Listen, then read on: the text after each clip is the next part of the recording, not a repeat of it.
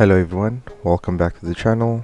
This week we were supposed to review the prophetic strategy robot, but there was a bit of an issue with the robot, so we are going to move on to what I said we would be doing next week, which was the private wealth robot, Nasdaq robot from John Ghattis. So we met John Ghattis I think 2 weeks ago with his Cobra 1.0 robot, and in that video we already went over the fact that he likes to say that the robot that he is currently selling is the best he is selling, which is very well evidenced by this post right here.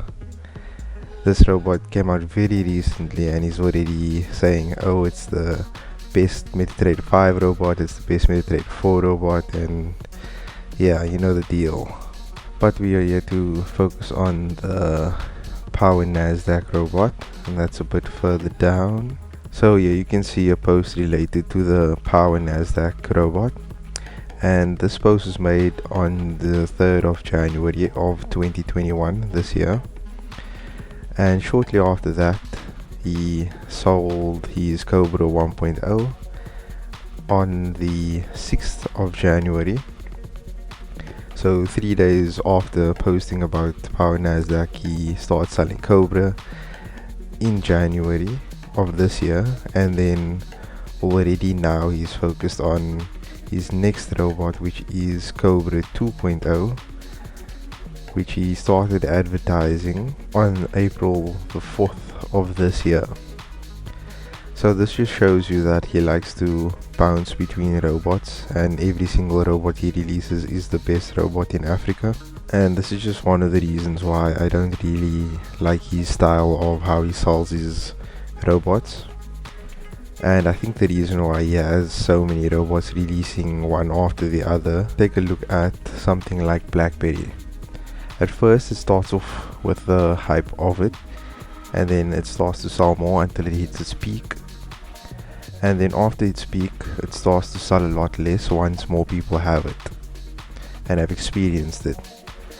So then after the fall, he starts back over here with a new robot, hyping it up, and then it's the peak, starts going down. And I think he repeats this process with every single robot that he comes up with, and that is how he makes his money, by selling it. Since if you are a client of John Ghattis and you're using Cobra say 1.0 for a few months, and then Cobra 2.0 comes out, and then you might be incentivized to buy that as well.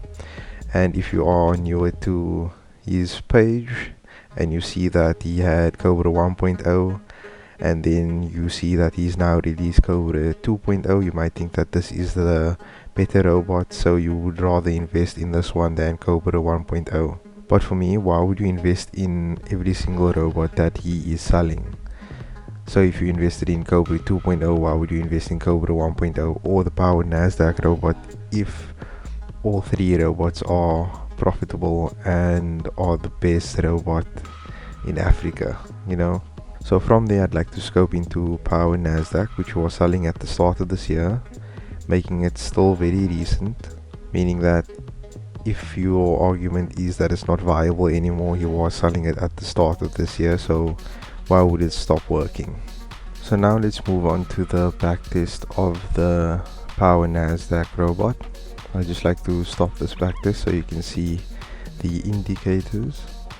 So the robot works with a custom indicator, so every time there are green bars together, that's when buys will open, and when there are red bars together, that's when sells will open. So like over here you have red and green, that would not trigger a trade. You have red and green, that's not where trades would be. So as long as the red bars at the bottom and top match each other, buys and sells will open accordingly. Both of these indicators will be coming with the robot download, so you won't have to worry about that. The time frame that I found the most success on was the H1 time frame. I'll show you the backtest results of the 5-minute time frame that I had. So when I was backtesting this robot on the 5-minute time frame, I got this results, and as you can see, the robot didn't do very well since it was given a $10,000 account, and you can see it lost 41% of that. So for the 1 hour time frame, these are the settings that I was using. I changed a few things, so let's go over the changes and what is the same. So the lot size was changed to 0.01 and the take profit was changed to 50. So if your downloaded robot comes with any other settings, you should change the lot size and the take profit, and you should also change the trade Mondays to false if it does come with it as true.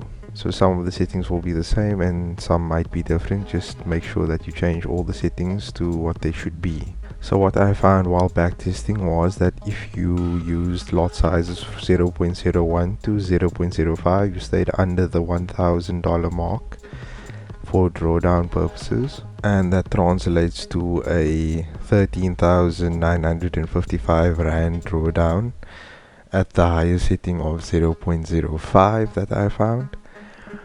And I would like to show you a backtest as to how that drawdown occurred, since every trade ended up with a profit eventually. So this is the results of the 1 hour backtest, and as you can see over here, there was a profit generated, and you can see over here the drawdown that was experienced during the backtest of $234 on the 0.01 lot size. And if you times this by 5, because if you were to use 0.05, this loss would be multiplied by 5, you get around $1,000. But over a period of 4 months, from the 1st of January to the 30th of April, the robot was able to generate a profit of $72 on the 0.01 lot size. If you want these profits to be larger, you have to use larger lot sizes, but my advice is to stick within the 0.05 to 0.01 lot size range. So if you take a look over here, you can see that most of the trades closed in profits. Only one of the trades closed in a loss of negative $1.96, and all the profitable trades were generating $0.50. As you saw earlier, this was the take profit, and with this I found that a take profit from 500 pips to 1000 pips was safe, but as soon as you change to using 1000 pips instead of 500 pips, the drawdown does go up drastically. So I would stick to using 500 pips as the take profit. If you do have a account that can handle it, you are welcome to use larger lot sizes and larger take profits, but I do recommend that you backtest and figure out what settings would work for your account the best. So now if we compare the loss trade of negative 1.96 to the drawdown of 254, there's a bit of a disconnect, and we'll be going over why that disconnect is there and why it makes this robot a very risky robot. So right now we are about to run the backtest of the PWR Nasdaq robot on the 1 hour time frame using the settings that were given earlier. So what you can see on screen right now is a sell trade opened by the robot at the bottom of this bar over here, which started at the open of this bar over here, but this bar shot immediately into profits. And since the bar shot immediately into profits, the sell trade wasn't able to close. And due to the fact that the sell trade wasn't able to close, this robot was causing a drawdown of $128 on this bar alone. Now remember that your take profit is only half of a dollar. The drawdown that you are experiencing right now is $128 after this bar closes. This means that this robot doesn't really have a stop loss, and that is why all the trades that you saw were profitable except for one trade. Now even this trade is about to close in a profitable position, but that's not the point. The point is that if this trade was to open and Nasdaq never came back to that same position to close out your position, you would run in a draw down until blowing your account. So if you are going to be using this robot, you need to be monitoring it in case trades like this occur, since this trade could close your account no matter what the size is, since Nasdaq might take off from this position and never return to it for the next month. So now that we got that out of the way, the rating I would give this robot, taking into consideration that most of the trades are ending in a profit, but it doesn't really have a stop loss, I would give this robot a 6 out of 10. If the trades were less profitable, say a 70% ratio, and there was still the threat that your account could close due to one bad trade, I would have given this robot a 3 out of 10. But since the accuracy of the indicators and the short amount of time that you are in the market for gives you a better chance of exiting the market with a profit, the robot won't be rated too badly and will only get a 6 out of 10 from me.